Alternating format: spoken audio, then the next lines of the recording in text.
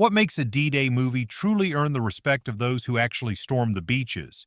Is it the thunder of artillery or the silence before death? These films did not just recreate Normandy.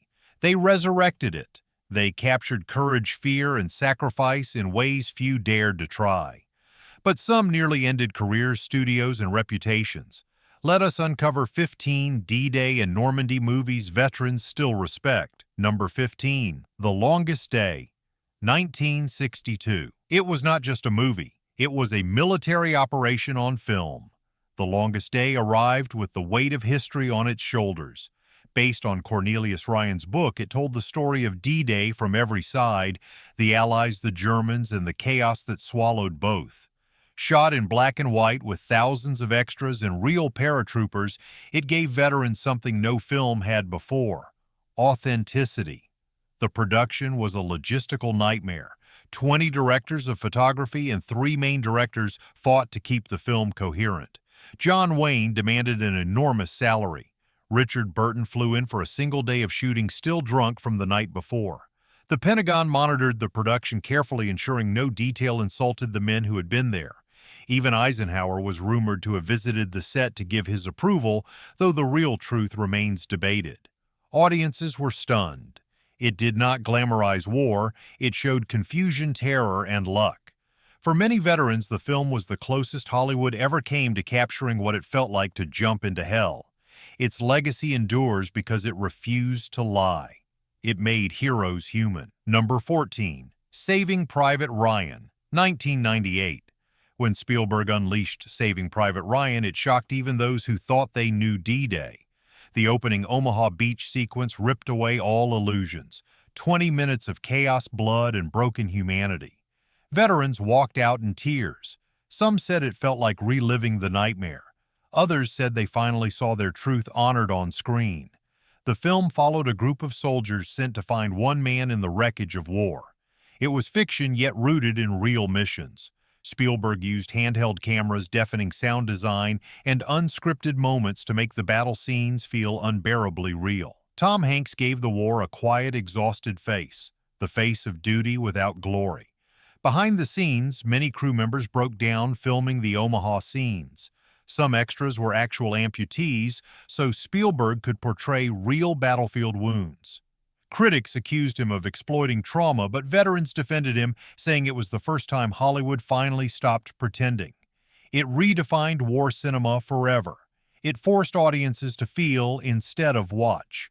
For those who fought on D-Day, the movie was not entertainment. It was remembrance, a brutal salute to the price of freedom. Number 13, Overlord, 1975. Not the later zombie version, the real Overlord.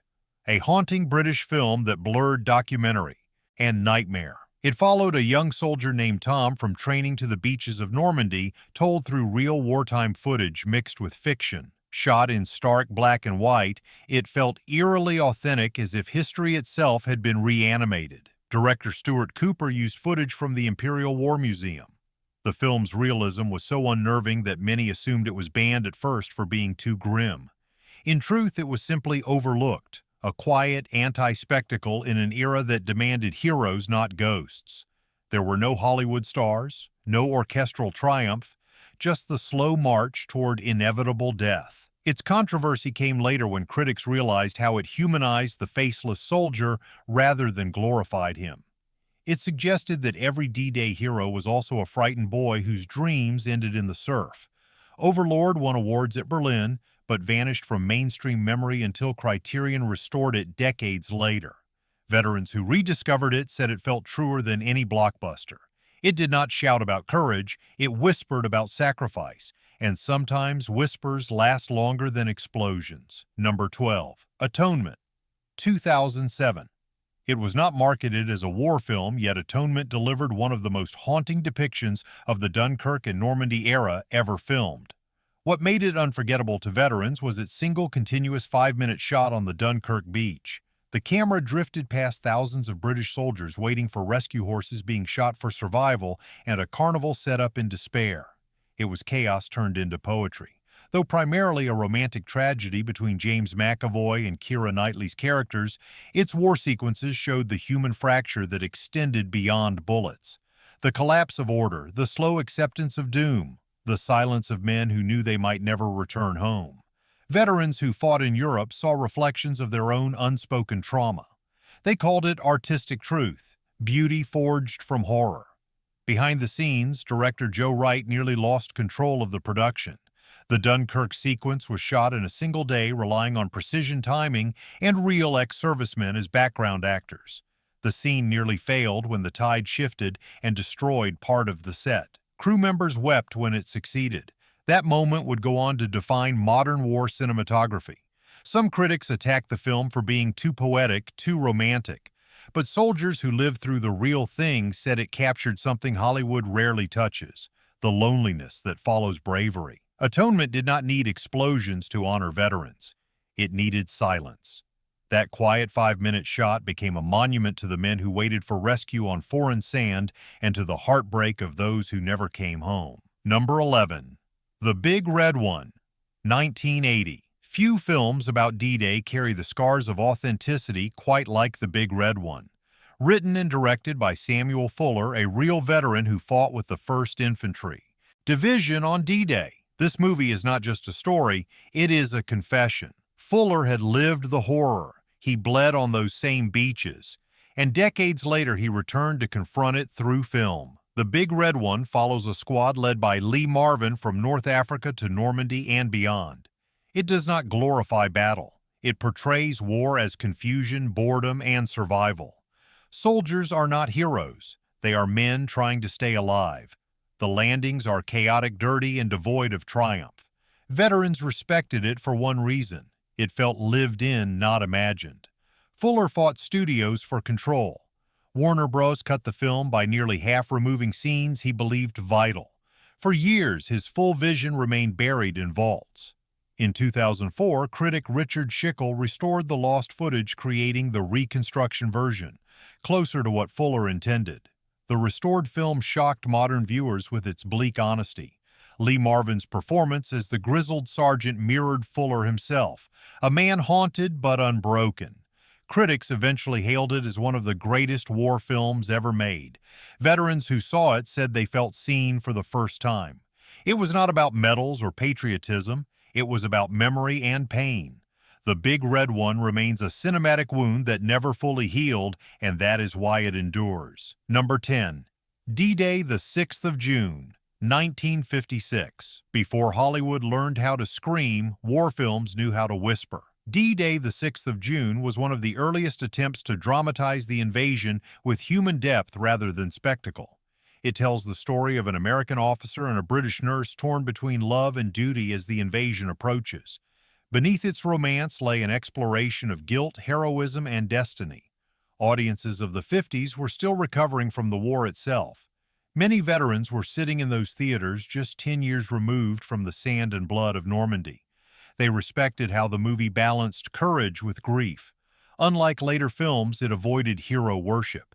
It understood that courage often begins with fear. Behind the scenes, 20th Century Fox clashed with director Henry Koster over tone. The studio wanted propaganda. Koster wanted poetry. He fought to include quiet moments showing soldiers writing final letters home instead of charging through explosions. It caused production delays and nearly cost him his job. Yet he won. The movie's realism extended beyond fiction. Many extras were actual soldiers who had fought in France. Some broke down on set, unable to continue filming. The studio kept those raw emotions, and veterans noticed. Though critics dismissed it as melodramatic, those who had lived through D-Day recognized its heart. In later decades, it was overshadowed by louder films, but veterans never forgot it.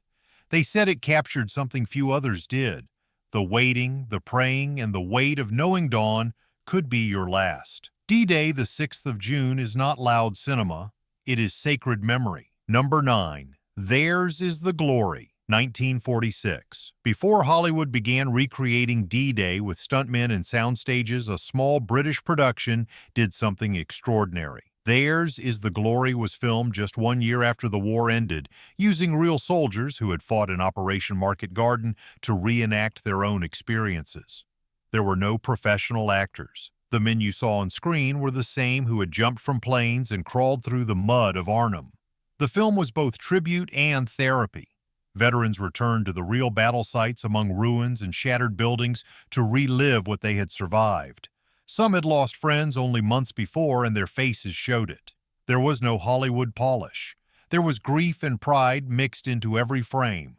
That raw authenticity made it one of the most respected war films ever made by those who wore the uniform. Behind the camera, British Pathé struggled with resources. Post-war shortages meant limited film stock and low funding. Director Brian Desmond Hurst relied on local civilians and real paratroopers who brought their own gear. It was not propaganda. It was remembrance, captured by those who had earned the right to tell it. When it premiered in London, audiences were stunned into silence. Many veterans reportedly stood and saluted during the credits. Though largely forgotten by modern audiences, it remains one of the purest representations of wartime truth ever recorded. Its legacy is simple yet eternal. It was not about actors playing heroes, it was heroes playing themselves. Number 8. The Dirty Dozen, 1967. At first glance, The Dirty Dozen seemed like pure Hollywood fiction. A violent, rebellious story about a group of criminals sent on a suicide mission before D-Day. Yet beneath its explosive style and dark humor lay a strange respect for the chaos and moral confusion of real war. Veterans loved it because it dared to show that not all heroes were saints. Lee Marvin himself, a decorated Marine veteran, brought authority and grit to the role of Major Reisman. His portrayal of a cynical commander reflected what many soldiers had seen, leadership born not from rule books but from survival. The movie turned the myth of clean war on its head. It showed mud pain and men who did not care about medals but about making it through. Production was turbulent.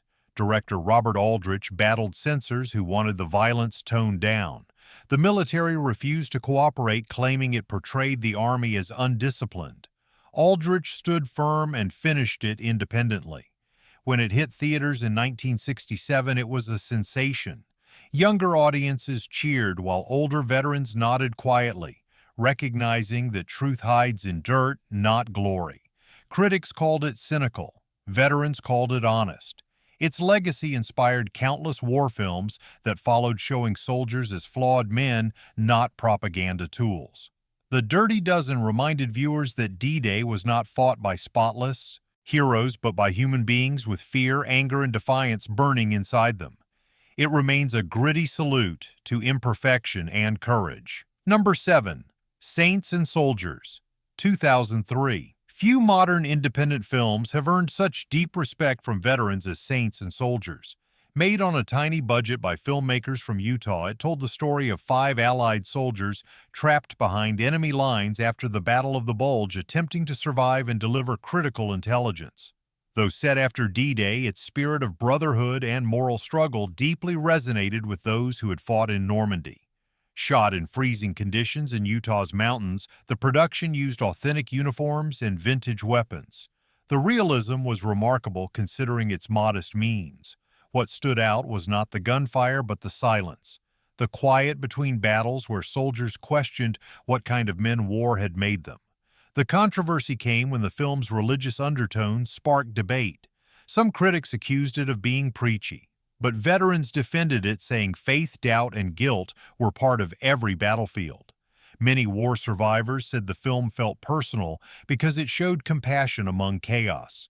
Behind the scenes, director Ryan Little pushed his team to exhaustion to achieve authenticity. Veterans who later viewed the film in screenings praised its restraint and emotional truth. It was not about victory or defeat. It was about humanity under pressure.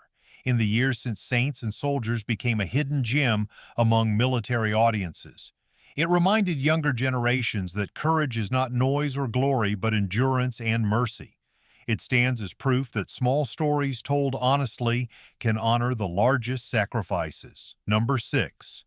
Ike Countdown to D-Day, 2004. When Tom Selleck stepped into the role of Dwight D. Eisenhower, many doubted he could carry the gravity of the general who changed history. Yet Ike's countdown to D-Day surprised everyone. Instead of showing battles and explosions, it focused entirely on the mind of command. The sleepless nights, the impossible choices, and the crushing weight of leadership that defined D-Day before the first shot was fired. The film portrayed the tense weeks leading to the invasion.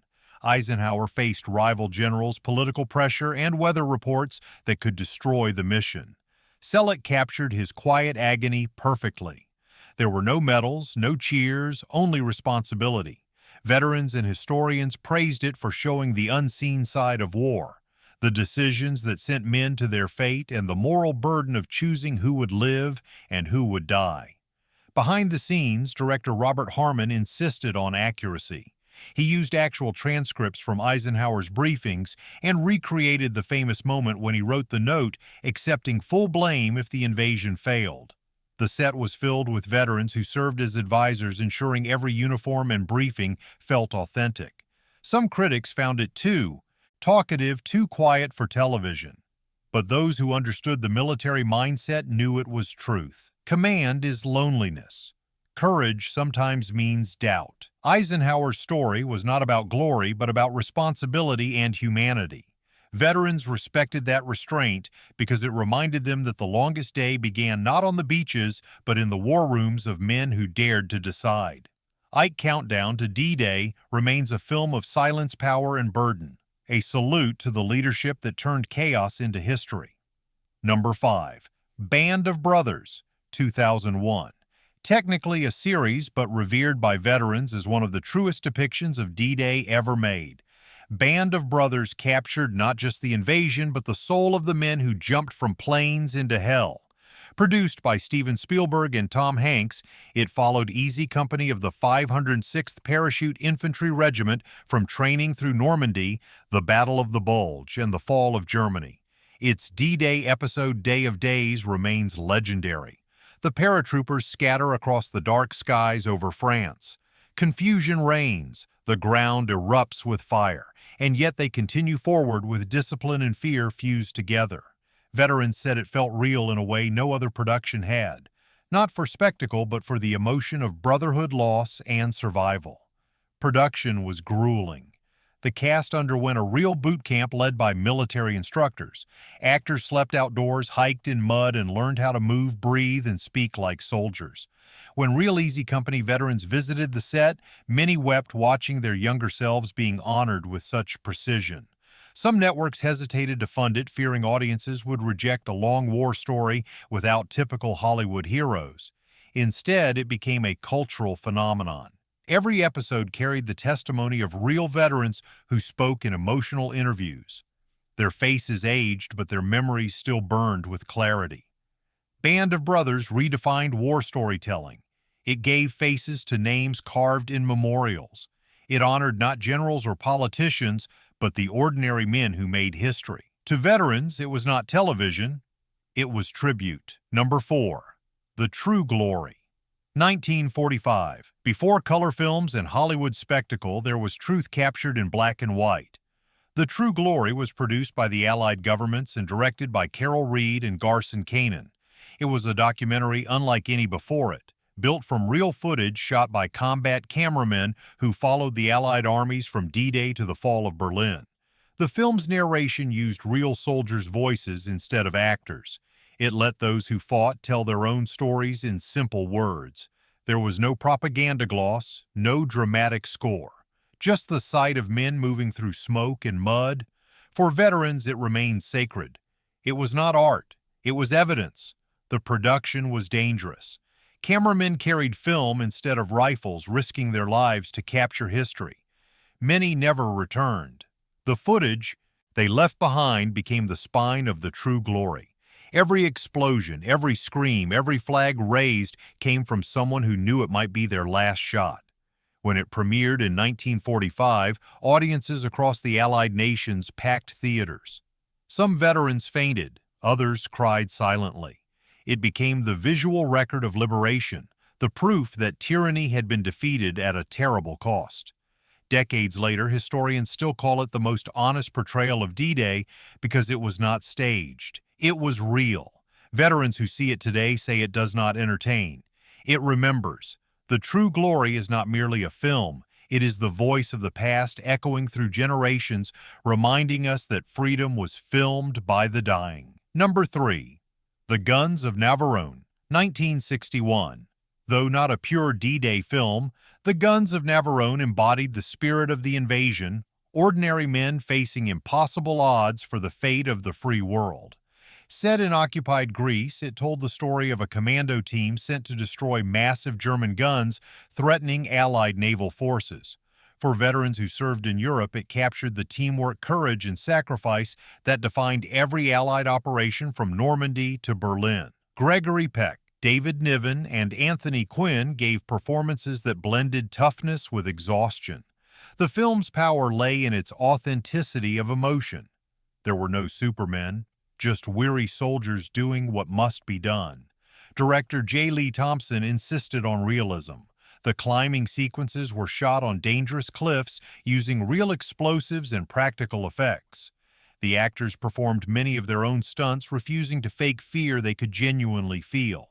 Behind the scenes, the production was plagued with near disasters. David Niven contracted a severe infection that nearly killed him. Anthony Quinn clashed with Peck over dialogue changes. Studios worried the budget would sink the project. But against all odds, just like the mission it portrayed, the film triumphed. When veterans saw it, they recognized something beyond the plot. They saw the same resolve that had carried them through Normandy, the unspoken bond between soldiers who knew death was never far away. Critics hailed it as a masterwork of tension and humanity. It won Academy Awards and spawned countless imitators, but none captured its raw sincerity. The Guns of Navarone remains a reminder that D-Day was not a single battle, but a spirit, a defiance of fear itself. It honored that defiance with every heartbeat of film stock. Number 2. The Great Escape, 1963. It was about prisoners, not beaches, yet veterans considered the Great Escape part of the same war. The one fought in courage, ingenuity, and unbreakable will. The story of Allied airmen plotting their escape from a German POW camp echoed the same daring that drove men across Normandy. Veterans respected it because it celebrated resilience rather than victory. Starring Steve McQueen, Richard Attenborough, and James Garner, the film was based on a true story. It turned ingenuity into rebellion and defiance into survival. Its tone balanced camaraderie with tragedy, showing that even in captivity, the human spirit refused to surrender. Production faced enormous challenges. The movie was filmed in Germany, and real ex-prisoners of war served as consultants. Some broke down on set reliving what they had endured. Steve McQueen's motorcycle chase became legendary, though veterans pointed out it symbolized freedom more than fact. McQueen performed most of the stunts himself, pushing the limits of safety until the director intervened. Despite Hollywood's dramatic touches, veterans respected its honesty about loss. The ending was no triumph. It was heartbreak. 50 escapees executed by the Gestapo. The survivors left with silence. That emotional truth struck deep with soldiers who knew how easily heroism turned to tragedy. The Great Escape became a memorial disguised as entertainment. To veterans, it was not just a film about breaking free from a camp. It was a film about refusing to give up the fight for dignity. It stood for everyone who never made it home. Number 1. The Longest 100 Miles, 1967. A forgotten gem that captured the human heart of war better than most epics. The Longest 100 Miles told the story of an American missionary and a group of stranded soldiers escorting refugees through the chaos of the Philippines during World War II. Though far from Normandy, its emotional core mirrored the same values: sacrifice, humanity, and endurance in the face of annihilation. Veterans embraced it because it felt true to what war did to the soul. The film starred Doug McClure and Catherine Ross, and though modestly budgeted, it delivered raw emotional power. It avoided spectacle, focusing instead on courage forged through compassion. Its depiction of loss and hope resonated with veterans who saw it as symbolic of every Allied campaign, including D-Day. Production was difficult. Filmed in rough terrain under intense heat, the cast and crew battled exhaustion, disease, and storms that destroyed sets. Yet those hardships added authenticity to the final product. When it aired, it received modest praise but quietly built a following among veterans who passed it down through word of mouth. It lacked the fame of The Longest Day or the spectacle of Saving Private Ryan, but it had something both shared: truth. It understood that wars are not fought by legends, but by human beings who carry both fear and faith in equal measure. To the men who lived D-Day, the longest 100 miles symbolized what they remembered most: the cost of doing what must be done, and the haunting knowledge that even victory demands a price. From The Longest Day to The Longest 100 Miles, every one of these films carries the echoes of Normandy. They show not just battle but brotherhood, not just victory but sacrifice. Which of these war classics moved you most? Which one deserves to be remembered forever? Tell us below. If you believe these stories should never fade from memory, go ahead and like this video, share it, and subscribe. Because remembrance is the only way history stays alive.